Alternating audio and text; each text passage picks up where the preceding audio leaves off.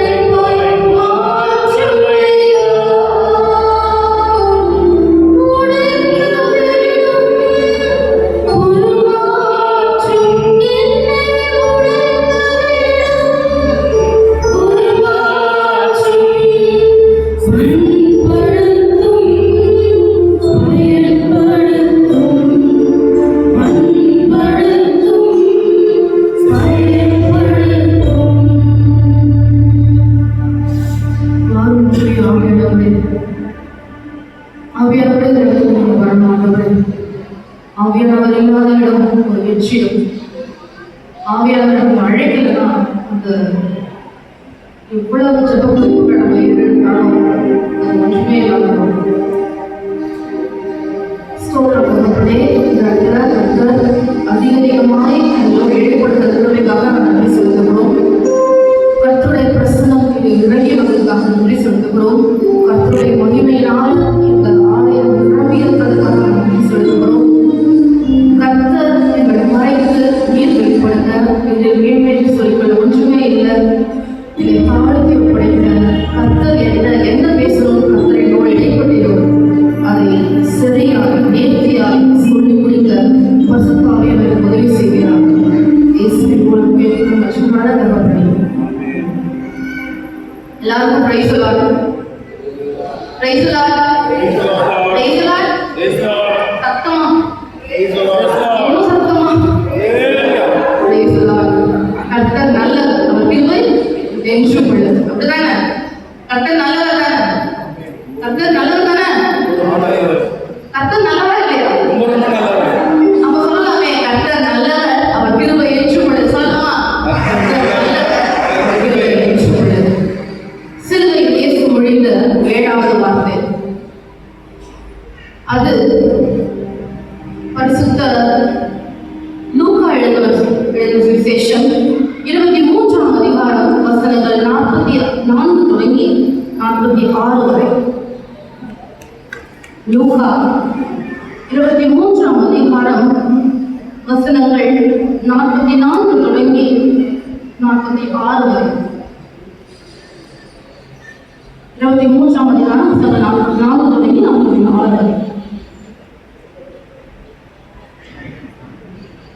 அப்பொழுது ஏறக்குறைய 6ஆம் மணி நேரமாக இருந்தது. 9ஆம் மணி நேரம் வரைக்கும் பூமி எங்கும் அந்தகாரம் உண்டாயிற்று. சூரியன் இருள் அடைந்தது. தேவாலயத்தின் திரைச்சீலை நடுவில் 2ஆக கிழிந்தது. இயேசு, பிதாவே, உம்முடைய கைகளில் என் ஆவியை ஒப்புவிக்கிறேன் என்று மகா சப்தமாய் கூப்பிட்டு சொன்னார். இப்படி சொல்லி ஜீவனை விட்டார்.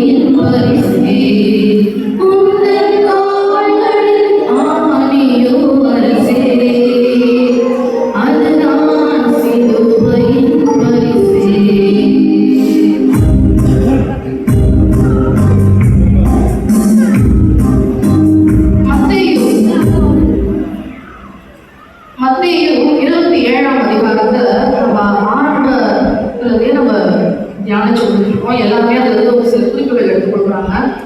நானும் அதுல வந்து சில வார்த்தைகளை கோடிட்டு காட்ட விரும்புகிறேன். மத்தேயு 27ஆம் அதிகாரம் 28ஆம் வசனம். 28ஆம் வசனம் அங்க பாத்தீங்கன்னா இயேசுவானவருடைய வஸ்திரங்களை அழைச்சுகிறார்கள். அனைவரும் பார்க்கும்படி அவருடைய வஸ்திரங்களை அழைச்சுகிறார்கள். 29வது வசனம், முட்களால் ஒரு முடியை பின்னி அவருடைய சிரசின் மேல வைக்கிறார்கள். 30ஆம் வசனம், அவர் மேல் துப்புகிறார்கள். அவர் மேல் 34ஆம் வசனம், கசப்பு கலந்த காடியை அவர் குடிக்க கொடுக்கிறார்கள். 35ஆம் வசனம், அவர் போட்டிருந்த வஸ்திரங்களை சீட்டு போட்டு பங்கிட்டுக் கொள்கிறார்கள். 40ஆம் வசனத்துல பூஷிக்கிறார்கள். 41ஆம் வசனத்துல பரியாசம் பண்ணுகிறார்கள். 44ஆம் வசனத்துல இவரவரே குற்றவாளிகள் அப்படின்னு தீர்க்கப்பட்ட 2 கள்வர்கள் கூட அவரை நிந்திக்கிறார்கள் அப்படின்னு பார்க்கிறோம். யாராவது நம்மள சீ அப்படின்னு ஒரு வார்த்தை சொல்லிட்டா நம்ம அதை ஈஸியா எடுத்துக்கிறோமா? எவ்வளவு கஷ்டமா இருக்கும், அது எவ்வளவு வழியில தான் இருக்கும், குழம்பிக்கிட்டே இருக்கும். நம்மள பத்தி சொல்லிட்டாங்களே அப்படின்னு சொல்லிட்டு. ஆனால் இயேசுவானவர் சிலுவையில இவ்வளவையும் ஃபேஸ் பண்ண, இவ்வளவு காரியங்கள் சாதாரண விஷயமா? இது எல்லாமே இயேசுவானவர் அனுபவித்த பிசிக்கல், இது எல்லாமே உடல் சார்ந்து அவர் அனுபவித்த வலிகள். ஏசாயா 53ஆம் அதிகாரத்துல நம்ம 5ஆம் வசனத்துல பார்க்கிறோம், நம்முடைய மீறுதல்கள் நிமித்தம் அவர் காயப்பட்டு அப்படின்னு சொல்லிட்டு பார்க்கிறோம். அது எல்லாமே அவர் காயப்பட்டு, நம்முடைய மீறுதல் நிமித்தம் அவர் காயப்பட்டுன்னு சொல்றதுதான் இந்த எல்லா பிசிக்கல் பெயினும். நம்முடைய அக்கிரம நிமித்தம் அவர் நொறுக்கப்படுகிறார். அது என்ன தெரியுமா? அது என்ன தெரியுமா? அவர் அனுபவித்த எமோஷனல் பெயின், மன ரீதியான வலி. என்ன காரணமா இருக்கும் நீங்க நினைக்கிறீங்க? என் கூட பேசுங்க. என்ன காரணமா இருக்கும் நீங்க நினைக்கிறீங்க?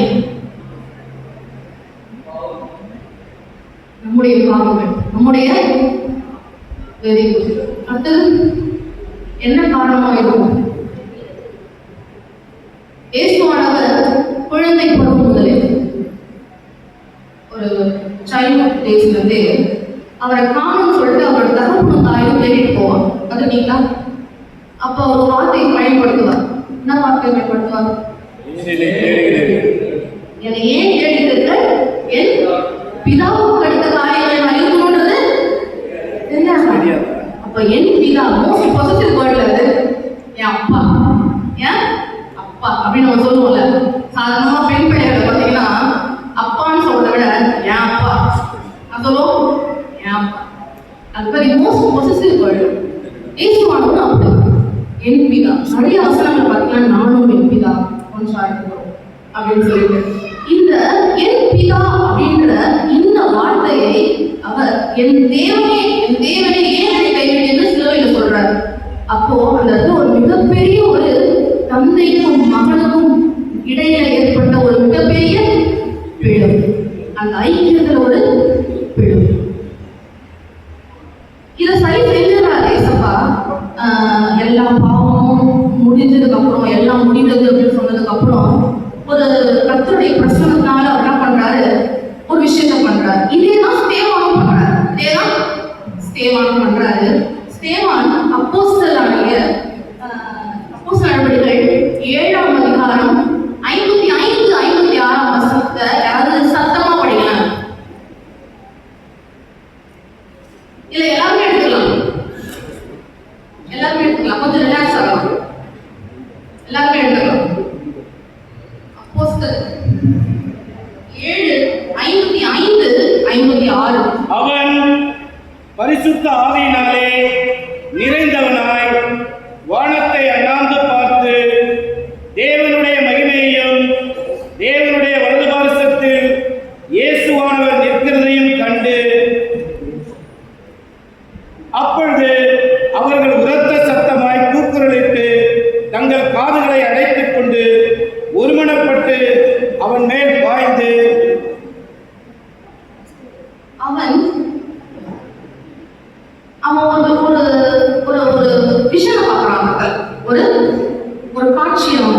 பார்க்கிறான். காட்சியை பார்க்கறான், சாதாரணமா பார்க்கறான் இல்ல. பரிசுத்த ஆவியினால என்ன பண்றான்? நிரப்பப்படுகிறான். சாகுற வேலையில கல்லெறிகிறாங்க. ஒட்டுமொத்த மக்கள் என்ன பண்றாங்க? அவங்க பார்த்து கல்லெறிகிறாங்க. சாவதுக்கு முன்னாடி அந்த இடத்துல கர்த்தருடைய பிரசன்னம் அந்த இடத்துல இருந்ததுனால, பரிசுத்த ஆவியானவர்களால் நிரப்பப்பட்டதுனால அந்த இடத்துல ஒரு தரிசனத்தை, ஒரு காட்சியை அவர் பார்த்தார். என்ன பார்த்தார்? வானங்கள் திறக்கப்படுவதையும், சிங்காசனத்தில் வீற்றிருக்கிறவர் பக்கத்துல ஒருத்தர் ஏற்றி நிற்கிறார். யார் அவர்? இயேசுவானவர் எழுந்து நிற்பதையும் அவர் என்ன பண்றாரு? பார்க்கிறார். ஒரே கேள்வியை நான் கேட்டிருக்கேன். இயேசுவானவர் பிதாவே உங்களுடைய கையிலே நான் ஏற்படுகிறேன்னு சொல்லிட்டார். ஸ்தேவானும் அதே வார்த்தையை சொல்லிட்டார்.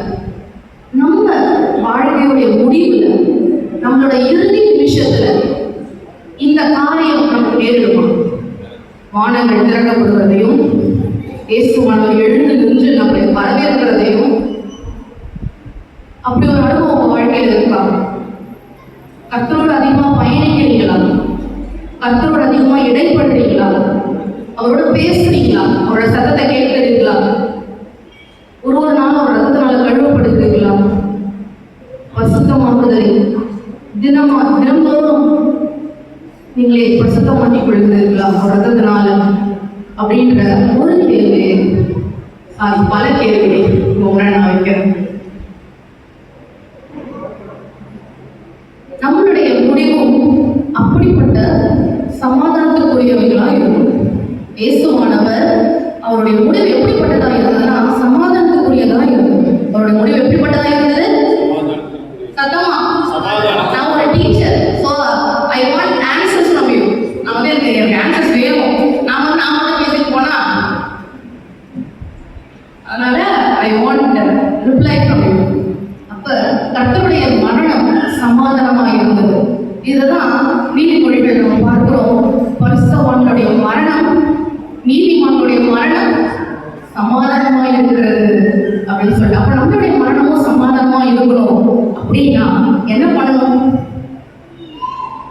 இயேசுவானவருடைய மரணத்துல ஒரு முக்கிய பிரதானமான நிகழ்வு ஒன்று நடந்துச்சு, தெரியுமா? தேவாலயத்தின் திரைச்சீலை இரண்டாக பிளந்தது. எப்படி பிளந்தது? எப்படி பிளந்தது? நம்ம கிறிஸ்தவர்கள் ஒரு வருஷமும் நம்ம குட் ஃப்ரைடேல தியானிக்கிறோம், நம்ம நிறைய சத்தியங்களை கேட்கிறோம். எப்படி பிளந்தது?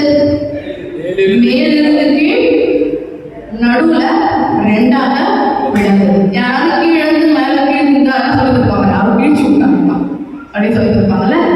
ஆனா அந்த ஸ்கிரீன் எப்படிப்பட்டது தெரியுமா? அந்த ஸ்கிரீன் எங்க இருக்கு தெரியுமா? வாலிப பிள்ளைகளுக்கு நான் சொல்றேன், பெரியவர்களுக்கு தெரியும். எருசலேம் தேவாலயத்துல பரிசுத்த ஸ்தலத்துக்கும் மகா பரிசுத்த ஸ்தலத்துக்கும் நடுவுல இருக்கின்ற ஒரு தொங்கு திரை தான் அந்த தேவாலயத்தின் திரைச்சீலை. அதோடைய லென்த், அதோடைய உயரம் எப்படி அப்படின்னு பாத்தீங்கன்னா 60 அடி. அதோடைய அகலம் தெரிந்தவர்கள் சொல்லலாமே, 30 அடி. அதோட அகலம் 30 அடி. அதோடைய திக்னஸ், அதோடைய விட்த் எவ்வளவு தெரியுமா? அதோடைய தமிழ்ல தடிமன், அதோடைய அந்த அந்த விட்த் வந்து பாத்தீங்கன்னா நியர்லி 10 சென்டிமீட்டர்ஸ் அப்படின்னு சொல்லிட்டு போட்டிருக்கு. அதாவது ஒரு 3.5 இன்ச் 3 இன்ச் அப்படின்னு சொல்லலாம். அப்படிப்பட்ட ஸ்கிரீனை எப்படி நகர்த்துவார்கள்? அந்த ஸ்கிரீனை நகர்த்துறாங்க அப்படின்னா எப்படி நகர்த்துவார்கள் அப்படின்னா 20 ஆசாரியர்கள் சேர்ந்து அதை நகர்த்தினா மட்டும்தான் நகர்த்த முடியும். அப்படிப்பட்ட ஸ்கிரீன் மேல இருந்து கீழ் ரெண்டா இழிந்து இயேசுவானவருடைய மரணத்துல. இந்த திரைச்சீலை கிழியத நான் இயேசுவோடைய மாம்சத்தோட ஒப்புமைப்படுத்த விரும்புகிறேன். எபிரேயர்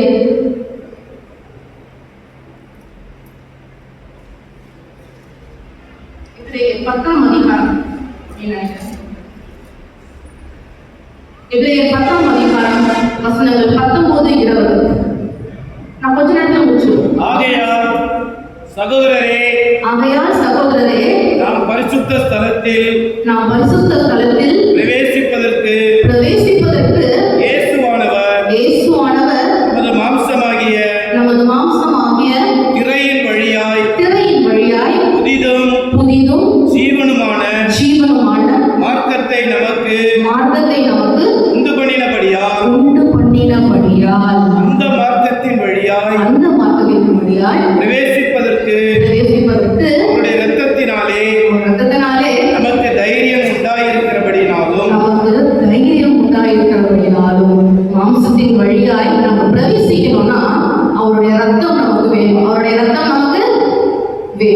அந்த ரத்தம் நம்மளை எப்படி மாற்றும்? குற்ற உணர்வோட உதவிக்குமா? தைரியம் உள்ளவர்களாய் ரொம்ப போல்டா கர்த்தருடைய ராஜ்யத்துக்குள்ள பிரவேசிக்கிறதுக்கு அந்த ரத்தம் நமக்கு உதவியாயிருக்கிறது. இதான் நான் சொல்ல வந்தேன். திரைச்சீலை இரண்டாக கிழிந்து எப்படி அது வரைக்கும் அந்த திரைச்சீலையை பிரதான ஆசாரியர் மட்டும்தான் உள்ள போக முடியும். பிரதான ஆசாரியர் மட்டும்தான் உள்ள போக முடியும். அது கிழிறதுக்கு முன்னாடி வரைக்கும் அந்த உள்ள போறவங்களுக்கு சீட்டு விழணும். என்ன பண்ணணும்? அவங்க பேர் அந்த சீட்ல விழணும். அப்பதான் அவங்க உள்ள போக முடியும். அவங்க போய் கர்த்தர் இடத்துல என்ன பேசிட்டு வராங்களோ அதுதான் மக்களுக்கு இது ஆண்டவர் சொன்னாரு அப்படின்னு சொல்லிட்டு சொல்லுவாங்க. இந்த முறை மாற்றப்படுகிறது எங்க? இயேசுவானவருடைய மரணத்துல. இயேசுவானவருடைய மரணத்துல அந்த சரீரத்தை கிழிக்கிறார்கள். அது அந்த தேவாலயத்தின் திரைச்சீலை கிழிக்கு நான் ஒப்புமைப்படுத்திருக்கிறேன்ல. இப்போ யார் வேண்டுமானாலும் இசப்பா சொல்லலாம், ஆண்டவரே எனக்கு செய்யுங்க கேட்கலாம், அப்பா பிதாவே சொல்லிட்டு ஒரு புத்திர சுவிகாரத்தின் ஆவியை நமக்கு என்ன பண்ணிருக்காரு? கொடுத்திருக்காரு. அப்படிதானே? அவன் கொடுத்திருக்காரா? அவன் இயேசுவானவர் இப்படியா அவருடைய மரணத்தின் மூலம் அவருடைய சரீரத்தை கிழித்து மாம்சத்தை கிழித்து ஒரு புதிய மார்க்கத்துக்குள் ஒரு புதிய உடன்படிக்கைக்குள் நம்மளை நடத்த விரும்புகிறார். ஏன் ஏசப்பா 7 வார்த்தை பேசணும்? ஏன் ஏசப்பா 7 பேசணும்? 5 பேசல? பரிபூரணம். ரொம்ப ஈஸியான ஆன்சர். ஏன் ஏசப்பா 7 வார்த்தை பேசுறாரு? 7 லேவியராகமம் புத்தகத்துல வீட்டுக்கு போய் படிங்க. 4ஆம் அதிகாரத்தை நீங்க பாத்தீங்க அப்படின்னா அதுல யார் ஒருவர் அறியாமையினால பாவம் செய்கிறார்களோ அவர்களுக்கு என்று நியமிக்கப்பட்ட பாவ நிவாரண பலியை இளம் காளையை ஆசாரியர் என்ன பண்ணுவான்? பலியிட்டு அதனை அதன் ரத்தத்தை எடுத்து 7 முறை என்ன பண்றான்? தளிக்கலாம். இதுதான் நியாயப்பிரமாண புத்தகத்துல ஒரு பாவத்துக்கு பரிகாரம்னா இப்படிதான் 7 முறை என்ன பண்ணணும்? தளிக்கணும். தளிக்கப்பட்டாதான் அந்த பாவம் மன்னிக்கப்படும். அதுதான் ஒரே பரிகாரம். இதுதான் இயேசுவானவர் சிலுவையில செய்தார். இந்த 7 வார்த்தைகள் நான் நம்புறேன் அதற்கு நிழலாயிருக்கிறது. இயேசுவானவர் நம்மளோட அதிகமாய் நெருங்கி ஜீவிக்க நம்மை அழைக்கிறார். கர்த்தருடைய வார்த்தையை அனுதினமும் நாம் வாசிக்க கற்றுக்கொள்ளணும். நிறைய பைபிள் ரீடிங் பண்ணுங்க, நிறைய பிரேயர் பண்ணுங்க, குடும்ப ஜெபத்தை தவிர்க்காதீங்க. உங்க பிள்ளைகளுக்கு நீங்க மட்டும் கர்த்தருடைய ராஜ்யத்துக்கு போகணும்னு நினைக்காதீங்க. உங்களுடைய மனைவி, உங்களுடைய கணவன், உங்களுடைய பிள்ளைகள், உங்களுடைய சகோதர சகோதரிகள் எல்லாமே கர்த்தருடைய ராஜ்யத்துக்கு போகணும் அப்படின்னா எவ்வளவு கான்ஷியஸா நம்ம இருக்கணும். காலம் ரொம்ப பொடியதா இருக்கிறது. கர்த்தருடைய வருகை மிகவும் சமீபமாய் இருக்கிறது. கர்த்தரோடு அதிகமாய் நேரம் செலவிடுங்க. இந்த உலகத்துல நம்ம எதுக்கும் போடுறோம், எங்கெங்கேயோ போய் என்னமோ பண்றோம், எவ்வளவோ நேரங்களை செலவிடுறோம். ஆனா கர்த்தருடைய பாதத்தில் அமர்ற அந்த நல்ல பங்கை நம்ம வாழ்க்கையில நம்ம தேர்ந்தெடுத்துக்கிறோமா அப்படின்றத யோசிச்சு பாருங்க. இயேசுவனுடைய ரத்தத்தினால என கழுவுகள் கேளுங்க. ஒரு கிறிஸ்தவனுக்கு இருக்க வேண்டிய 2 பிரதானமான காரியங்கள்: பாவ உணர்வு, பரிசுத்த ஏற்றம். இசப்பா அந்த பாவத்திலிருந்து என்னை யாராவது விடுவிக்க மாட்டாங்களா அப்படின்னு சொல்லிட்டு நம்ம கிட்ட ஒரு பாவ உணர்வு நம்ம கிட்ட இருக்கணும். அதே போல பரிசுத்த ஏற்கமும் நம்ம கிட்ட இருக்கணும். இசப்பா நான் என்னதான் பாவம் செய்திருந்தாலும் உங்களுடைய ரத்தத்தினால என்னை கழுவி என்னை பரிசுத்தப்படுத்தி என்னை புது சிருஷ்டியாய் புது படைப்பாய் உருவாக்குங்க. நான் இன்னும் பரிசுத்தமாகும் அப்படின்னு சொல்லிட்டு அந்த பரிசுத்த ஏக்கம் நம்முடைய வாழ்க்கையில கண்டிப்பா இருக்கணும். இனி வரும் காலங்கள்ல பரிசுத்தமாக்குதலை உங்களுடைய வாழ்க்கையில ஒரு நடைமுறைப்படுத்துங்க. ஒவ்வொரு நாளும் அவரோட ரத்தத்தினால கழுவப்பட்டு இருந்து ஏசப்பா வந்தாலும் திடீர்னு ஒரு ராப்சர் உண்டானாலும் கர்த்தருடைய சமூகத்துல நம்ம என்ன பண்ணணும்? எடுத்துக்கொள்ளப்படணும். இந்த கர்த்தருடைய சமூகத்துல நம்ம எடுத்துக்கொள்ளப்படணும் அப்படின்றதுக்காக ஒரு விஷயம் சொல்ல விரும்புறேன். பரதீசு அப்படின்ற ஒரு இடம் இல்ல, கடைசி நேரத்தில் ரட்சிக்கப்படுகிறவர்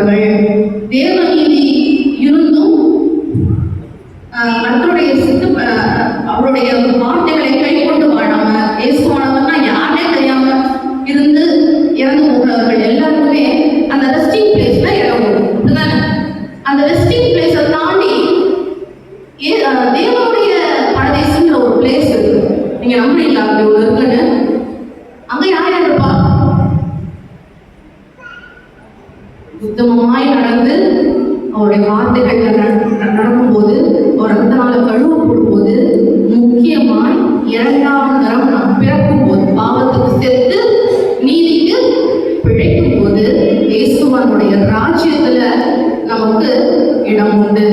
அந்த அந்த பரதேசு, தேவனுடைய பரதேசு அப்படின்ற இடத்த தான் அப்போஸ்தலர் 2:7 நம்ம பார்க்கிறோம். வீட்டுக்கு போய் எடுத்து பாருங்கள்.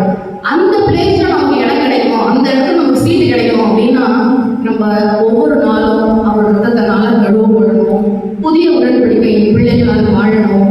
அப்படி இருக்கும்போது கர்த்தர் நம்மளை அதிக அதிகமாய் அவருடைய ராஜ்யத்திற்கென்று எடுத்து பயன்படுத்துவதாயிருக்கிறார். நம்ம உலகத்துல வாழ்ந்தோம் செத்தோம் அப்படின்னு இல்லாம ராஜ்யத்திற்குரிய பிள்ளைகளாய் இந்த உலகத்துல நீங்க வாழ்ந்து பாருங்க. கர்த்தர் உங்களை கொண்டு செய்கிற காரியம் பயங்கரமாயிருக்கும். ஆமென், ஆமென். நம்புறீங்களா? அந்த ஊழியக்காரன் தான் செய்யணும், இந்த ஊழியக்காரன் தான் செய்யணும்னு இல்லை. நம்ம ஜெபிச்சாலே அங்க ஒரு டெலிவரிஸ் நடக்கும். அது மாதிரியான அபிஷேகத்தை கர்த்தர் இடத்துல கேளுங்க. கர்த்தர் நம்மளை நடத்துவார்.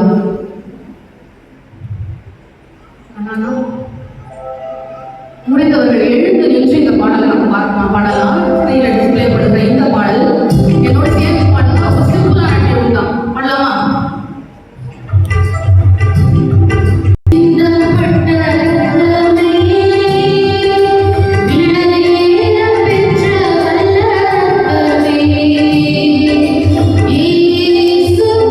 you.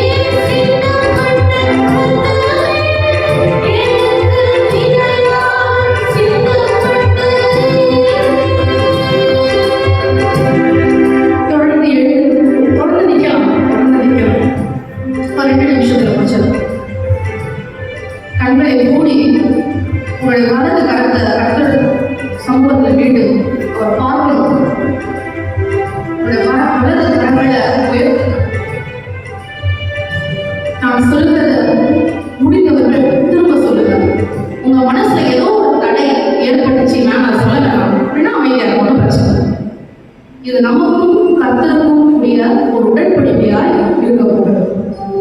ஏசப்பா, உங்களுடைய நாமத்தில் நாங்கள் வந்திருக்கிறோம் ஆண்டவரே. எங்களை ரத்தத்தினால கழுவுது. எங்களுடைய கண்ணின் பார்வைகள், நாங்கள் கேட்டவைகள், நாங்கள் சிந்தித்தவைகள், எங்களுடைய செயல்பாடுகள், எங்களுடைய அந்தரங்க பாவங்கள், எங்களுடைய அசட்டை, எங்களுடைய மீறுதல்கள் எல்லாவற்றையும் இசப்பா ரத்தத்தினால கழுவி அந்த புதிய மார்க்கத்துக்குள், அந்த புதிய உடன்படிக்கைக்குள், தேவ ராஜ்யத்துக்குள் பிரவேசிக்கத்தக்க பிள்ளைகளால் இங்கு இருக்கிற ஒவ்வொருவரையும் கர்த்தர் முத்திரையிடும் ஆண்டவரை. கர்த்தர் முத்திரையிடுங்க. இவர்களுடைய ஆவி கர்த்தருடைய கருத்தில் நாம் ஒப்பு கொடுத்து செல்கிறோம். இவர்கள் எடுத்துக்கொள்ளப்படும் பொழுது பரலோகம் இவர்களுக்காக திறக்கப்பட்டு சிங்காசனத்தில் வீற்றிருக்கிறவர்கள் இவருக்காக எழுந்து நின்று இவர்களை வரவேற்கத்தக்கதான ஒரு வாழ்க்கையை, வரவேற்கத்தக்கதான ஒரு அபிஷேகத்தை இங்க இருக்கிற ஒவ்வொருவருக்கும் கொடுத்து ஆசீர்வதித்து கொள்வார்.